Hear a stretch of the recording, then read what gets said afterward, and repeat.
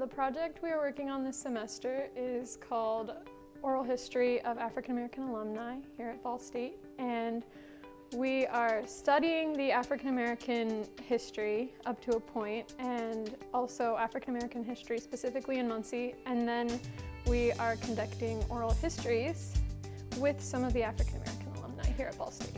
So this encompasses the alumni who came here, like it ranges all the way back from possibly the 40s all the way up to 2000.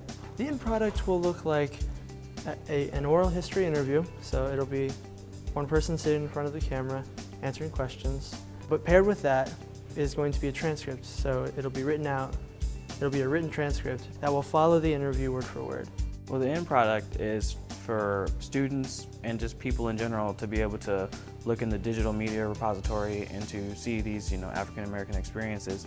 In the past, so many things are lost if they're not recorded, and so the experiences of an entire percentage of the population has kind of been forgotten for years because no one's thought that they were important to record. So it's important that we do it because everyone's story is important.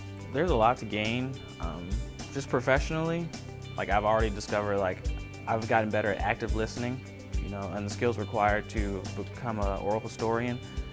And I've also learned a lot personally, how far we've come as a school and as a society, and also how far we have to go. The most enjoyable part of this project for me has been actually getting to meet our alumni that we're interviewing and sitting down and talking to them about their stories and how they've been active in their communities since Ball State, and they're just very inspirational people.